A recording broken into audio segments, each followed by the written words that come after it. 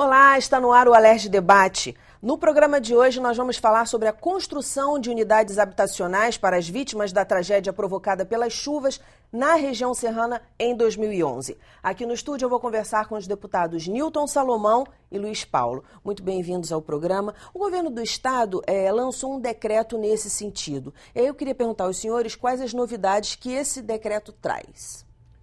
Olha, eu acho que antes de falar do decreto em si, a gente poderia dizer o seguinte: esse decreto traz 3 características do comportamento do governo neste episódio da região serrana. Primeiro, insensibilidade. Ele está tratando com pessoas que perderam as suas casas e há 3 anos esperam um novo lar. Segundo, equívocos técnicos. Nós podemos aqui daqui a pouco fazer esse detalhamento. E terceiro, até um erro, a meu ver, político. Porque se a grande crítica na região serrana é que não tem casas construídas, à exceção de algumas em Nova Friburgo, quer dizer, no momento que o cidadão quer voltar à normalidade da sua vida e o Estado não pode garantir que ele vai ter a casa, e ele ainda, politicamente, acirra a população, né, a ter essa visão de um governo que não vê o sentimento, o sofrimento das famílias.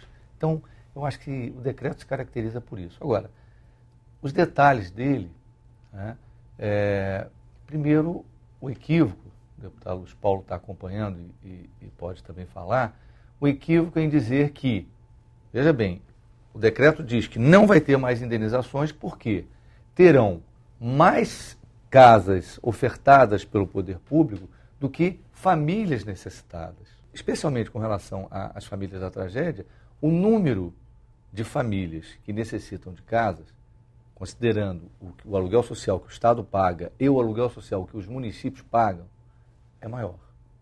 Então, ele já começa equivocado daí. Então, eu não sei de onde veio essa inspiração, a que interesse serve esse decreto.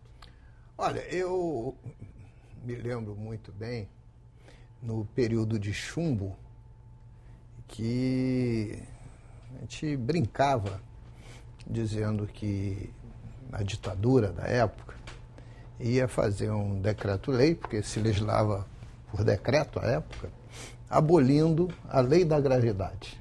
A ditadura podia tudo.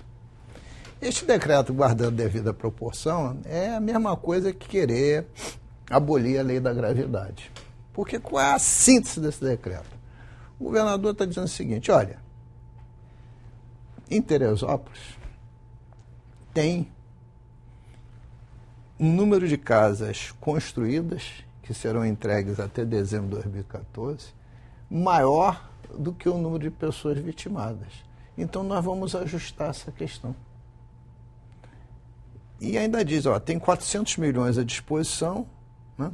Mas seguramente pelos remanejamentos esses recursos serão remanejados.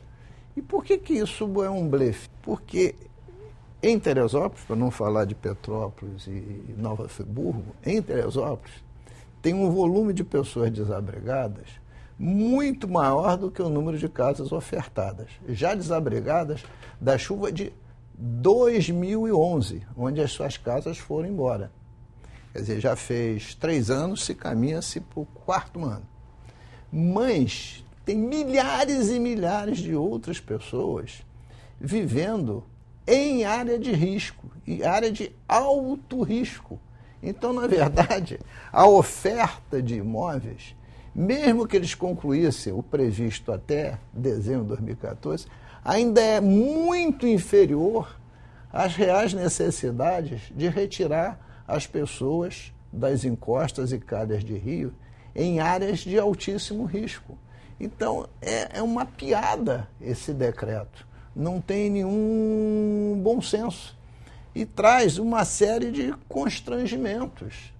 E tem um efeito político exatamente ao contrário. E o que eu estou falando não é uma simples fala. Quando eu, deputado Salomão e outros parlamentares, fizemos a CPI da região serrana, nós verificamos que nos 3 grandes municípios da região serrana, Petrópolis, Teresópolis e Nova Friburgo, tinham 60 mil habitações em área de risco.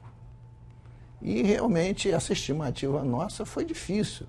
Foi uma estimativa empírica, sabe, olhando aquela realidade. Mais tarde, 2 anos depois, a Secretaria do Ambiente, né, que tinha lá o secretário Carlos Mink, avaliou esse número com muito maior expressão. Se eu não me engano, chegou a 90 mil.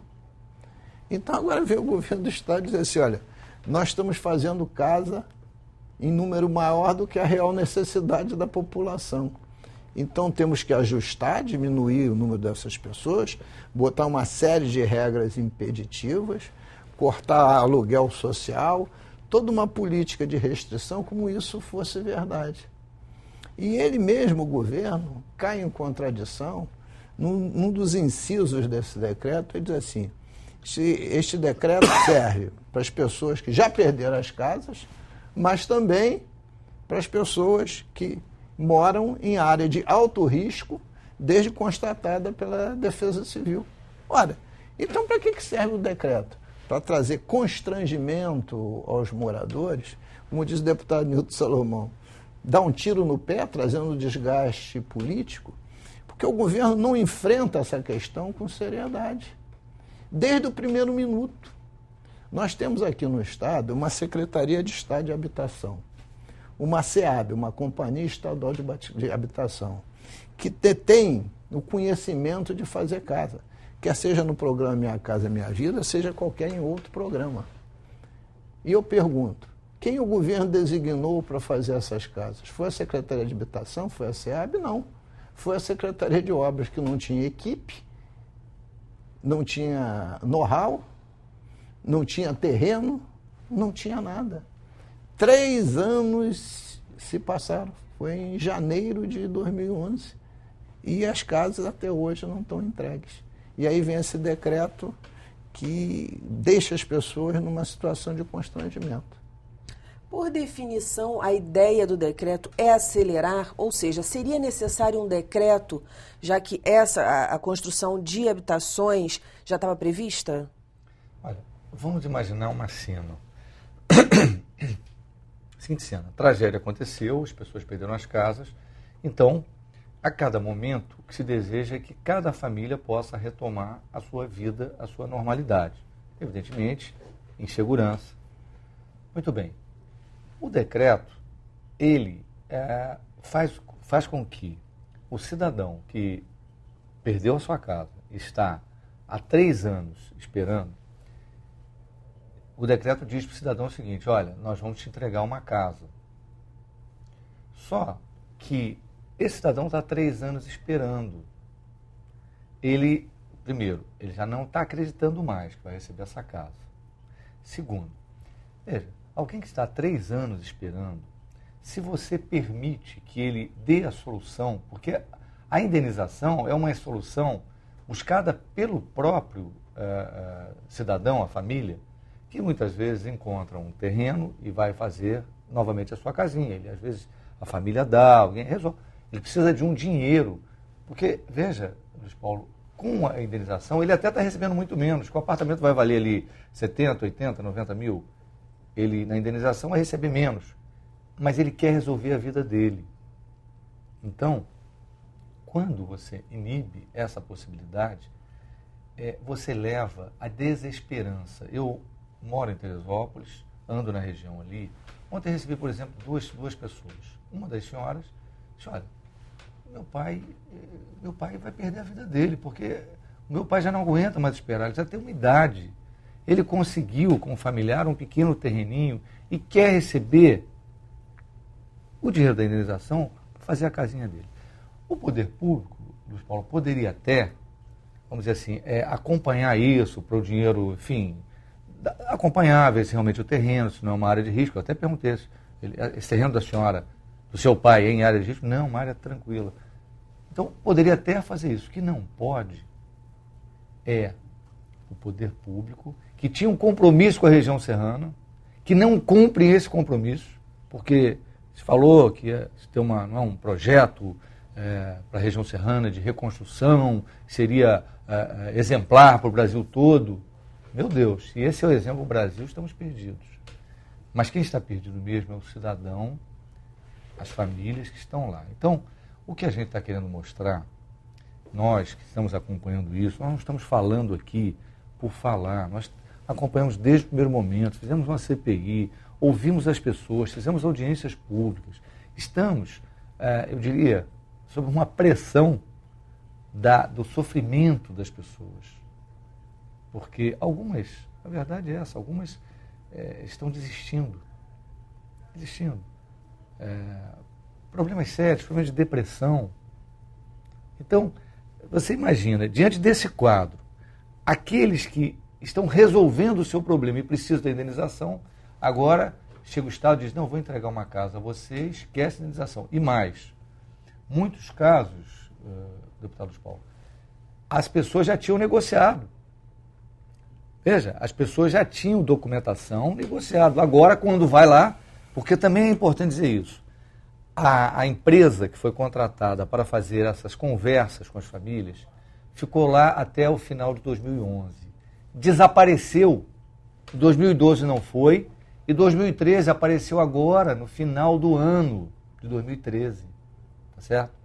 Mas, mesmo assim, alguns casos que conseguiram fazer a conversa e a negociação, as pessoas encaminharam a sua vida. Agora, quando vão lá no canteiro da empresa, a empresa diz assim, aquela história acabou, agora é outra. Você ou assina esse documento aqui, abrindo mão da indenização e dizendo que vai esperar a casa, ou você está fora do programa. Quando nós falamos aqui, é porque nós queremos, no mínimo, que o governo sente conosco aqui, os representantes do Poder Legislativo, que fizeram uma CPI, que conhecem com profundidade a história, são parlamentares que têm história nesse setor. Então nós não queremos aqui fazer, não é simplesmente um enfrentamento político de outros interesses, não. Nós queremos até ajudar o governo. O governo está perdido nesta questão. Ele está ficando com o calcanhar de Aquiles, não é? Quer dizer, enorme, e mesmo aqueles que querem ajudar não estão sendo ouvidos. Então, o apelo que a gente tem feito é isso, é abrir uma conversa no sentido da gente mostrar aquilo que, infelizmente, o staff do governo, aqueles que estão levando essa informação ao governo, estão equivocando. Vou pedir licença ao senhor, nós vamos para um breve intervalo e voltamos já já. Não sai daí não.